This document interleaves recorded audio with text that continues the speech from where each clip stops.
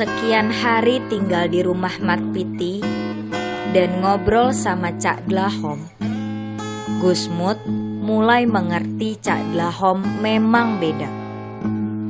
Disebut sinting, tidak. Disebut pintar, kok ya bodoh. Disebut tahu ilmu agama, Cak Dlahom tak pernah berceramah. Tak punya santri, tak punya murid, tidak punya jemaah. Maka suatu hari dia mengusulkan pada Mat Piti agar Cak Dlahom dibuatkan pesantren. Minimal dibuatkan pengajian di masjid. Dan tentu saja usul itu ditolak oleh Mat Piti. Gusmut, sampean belum tahu Cak Dlahom. Iya Paman, saya belum tahu. Baru beberapa hari mengenalnya.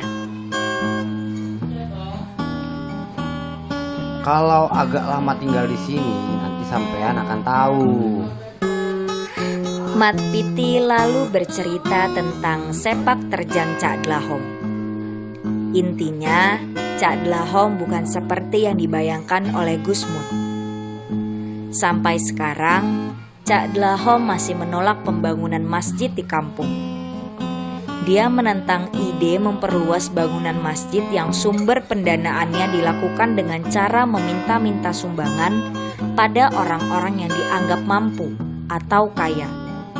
Meminta-minta sumbangan pada orang yang lewat di depan masjid dengan menutup separuh jalan. Membangun masjid kok minta-minta? Padahal belum tentu yang dimintai sumbangan berniat betul untuk menyumbang. Malah mungkin justru ingin pamer jumlah sumbangan. Meskipun di kertas sumbangan si penyumbang menulis dari hamba Allah. Dan orang-orang yang lewat di jalan depan masjid, mereka mungkin terpaksa menyumbang karena tak enak melihat orang-orang menjulurkan kotak sumbangan. Gusmut manggut-manggut mendengar cerita yang disampaikan Mat Piti. Tapi dia tetap penasaran. Dia ingin bertanya langsung pada Cak Dlahom. Dan suatu malam sehabis tarawih, dia mendatangi Cak Dlahom yang duduk-duduk di teras belakang rumah Mat Piti.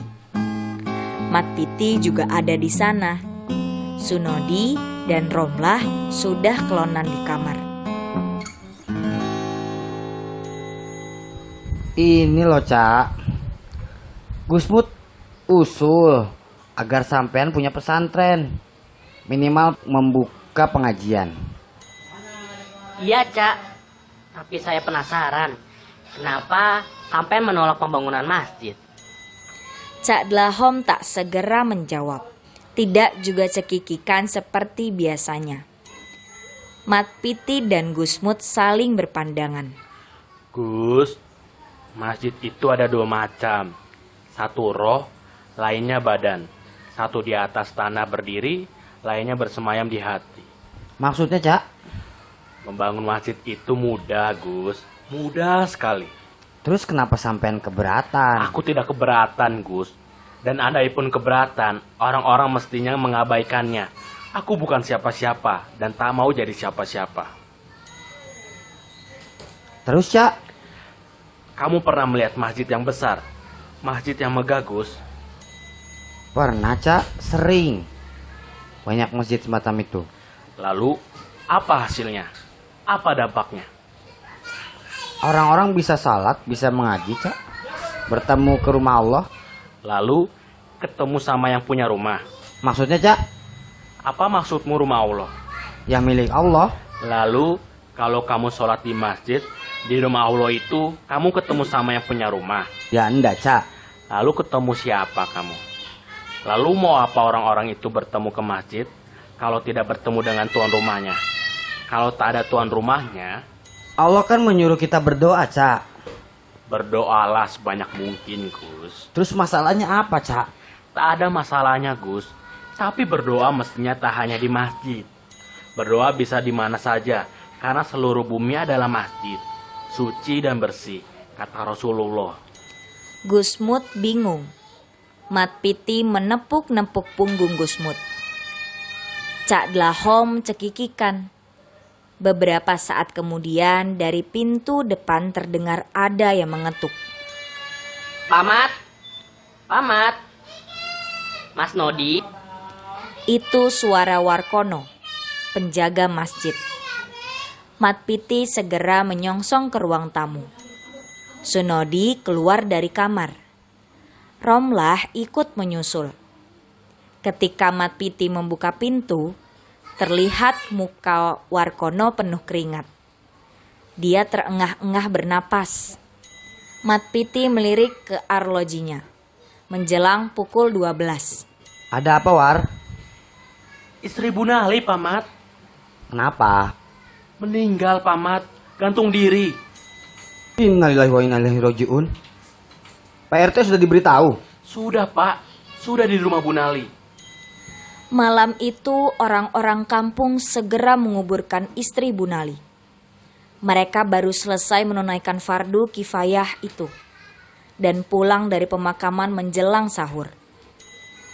Besoknya selepas asar, Cak Dlahom mengajak Gusmut mendatangi makam istri Bu Nali.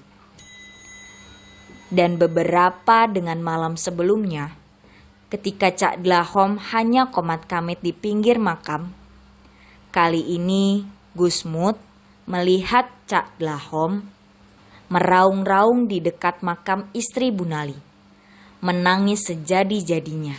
Ya Allah, ampuni diriku. Ampuni orang-orang kampung ini. Hanya suara itu yang keluar dari mulut Cak Dlahom berulang-ulang.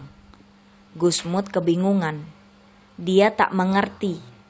Karena biasanya orang hidup yang mendoakan orang mati agar diampuni oleh Allah. Namun Cak Dlahom justru meminta ampun. Dan lebih aneh lagi, dia juga memintakan ampun untuk orang-orang kampung. Lagi pula, istri Bu Nali juga bukan saudara atau kerabat Cak Dlahom atau Mat Piti. Jadi mengapa dan buat apa Cak Dlahom menangis? Sejurus kemudian, Gusmut melihat Cak Dlahom menangis sambil bersujud. Tangannya memukul-mukul tanah makam yang masih terlihat basah. Ampuni aku, Gusti. Ampuni orang-orang kampung ini. Kini terlihat tangannya mencekram tanah makam. Gusmut tak berani menegur. Menjelang maghrib, Cak Dlahom bangun dan mengajak Gusmut pulang. Di rumah Mat Piti, Romla sudah menyiapkan buka, singkong goreng, teh hangat, dan kopi. Dan sementara yang lain sibuk berbuka, Cak Dlahom hanya membisu di teras belakang. Kantung matanya tampak membengkak akibat menangis. Sejak Bu Nali meninggal, almarhumah bekerja sebagai pembantu di rumah Pak Lurah. Dan upah sebagai pembantu tidaklah cukup menutup kebutuhan hidupnya dan anaknya. Apalagi upah pembantu di kampung. Sarkum anaknya sudah 2 tahun tidak sekolah. Tidak melanjutkan ke SMP karena istri Bu Nali tak sanggup membiayai. Dan karena utangnya di warung menumpuk, ibu-ibu di kampung sering membicarakan istri Bu Nali. Mereka kemudian tahu istri Bu Nali sakit-sakitan. Tapi omongan tentang istri Bu Nali tak berhenti. Berhari-hari, berminggu-minggu, berbulan-bulan, tak seorang pun dari mereka menjenguk istri Bu Nali, mencari tahu keadaannya, hingga janda itu ditemukan mati gantung diri di kusen pintu rumahnya. Sarkum, yatim, dan piatu. Ampuni aku, ya Allah. Ampuni orang-orang ini. Dari teras belakang, suara Cak Dlahom terdengar masih merintih. Diselingi suara azan Isya. Malam itu orang-orang yang tinggal di rumah Mat Piti membiarkannya sendirian duduk di lincak. Gusmut sebetulnya ingin menemani Cak Dlahom, tapi dilarang oleh Sunodi. sampai seisi rumah bersahur. Cak Dlahom masih terlihat duduk di teras belakang. Namun, ketika subuh, ketika mereka menuju masjid, mereka sudah tidak memperhatikannya lagi. Hingga Cak Dlahom menjadi perhatian jemaah selepas subuh. Awalnya Bu Sairi yang melihat Cak Dlahom menggotong karung ke halaman masjid, menumpahkan isinya, pergi lagi lalu datang kembali menggendong karung, menumpahkan isinya dan pergi lagi. Begitu seterusnya. Orang-orang di masjid kemudian beramai-ramai menonton ulah Cak Dlahom. Mereka semakin ribut setelah tahu yang ditumpahkan Cak Dlahom ternyata tanah dari kuburan.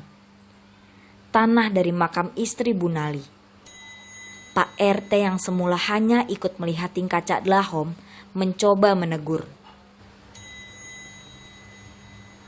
Cak, itu tanah kuburan. Untuk apa dibawa kemari? Tidakkah masjid ini butuh sumbangan untuk diperluas, Pak RT? Iya, tapi tidak butuh tanah, Cak. Jadi butuhnya apa? Sumbangan uang, sumbangan semen, sumbangan besi, kayu. Tanah ini dari tanah kuburan Jana Bu Nali. Dia menitip pesan agar tanah kuburannya disumbangkan ke masjid, agar masjid ini bisa megah. Lalu, apakah kita akan menolaknya? Bukan begitu, Cak. Kami tak butuh tanah, apalagi tanah makam. Untuk apa? Agar masjid ini bisa diperluas, Pak RT. Agar kita bisa bangga punya masjid besar dan megah. Masjid kita sudah jelek, Cak. Perlu direnovasi. Betul, Pak RT. Merenovasi masjid ini menjadi lebih penting ketimbang memperbaiki dan memperbagus kelakuan. Umat sekarang diajak lebih tergantung pada masjid ketimbang masjid yang tergantung pada umat. Diajak aktif membangun masjid tapi membiarkan orang-orang seperti istri Bu Nali terus tak berdaya lalu mati. Diajak rela menyodorkan sumbangan kemana-mana untuk membangun masjid, tapi membiarkan Sarkum anak Bu Nali tidak bersekolah dan kelaparan. Kita bahkan tidak menjenguknya, tidak pernah tahu keadaan mereka. Lalu apa sesungguhnya arti masjid ini bagi kita? Apa arti kita bagi masjid ini? Cak Dlahom terus mengoceh. Suaranya kencang. Tangan kirinya bertolak pinggang. Tangan kanannya menunjuk-nunjuk ke masjid. Matanya tajam, menatap orang-orang yang mengerubunginya. Mereka menunduk, termasuk Pak RT. Tak ada yang berani. Soal istri Bu Nali, saya sebagai Pak RT mengaku salah, Cak. Saya abai. Saya minta maaf. Sampai yang tidak salah, Pak RT. Kita semua yang abai. Kita semua yang salah. Kita lebih sibuk datang ke masjid ketimbang sibuk mengunjungi orang-orang miskin seperti istri Bu Nali. Kita rajin berdoa di masjid, lalu merasa bertemu dengan Allah. Padahal ketika Allah kelaparan, kita tidak pernah memberi makan. Allah sakit, kita tidak menjenguknya. Hati-hati bicara, Cak. Dullah mencoba menegur Cak Dlahom. Dia merasa Cak Dlahom sudah kelewatan. Tapi yang ditegur malah bertambah ngoceh. Kenapa, Dul? Apa kamu sudah lupa kitab-kitab yang diajarkan di pesantren? Apa kamu kira aku akan mengatakan Allah yang sakit, Allah yang lapar? Kamu sebetulnya tahu, yang aku maksud bukan itu. Tapi Allah yang selalu berada di sisi orang-orang yang kelaparan. Berada di sebelah orang-orang yang sakit. Berada di dekat orang-orang yang miskin. Selalu menemani orang-orang yang kalah dan dikalahkan. Tapi kita terus membangun masjid. Terus berdoa di masjid.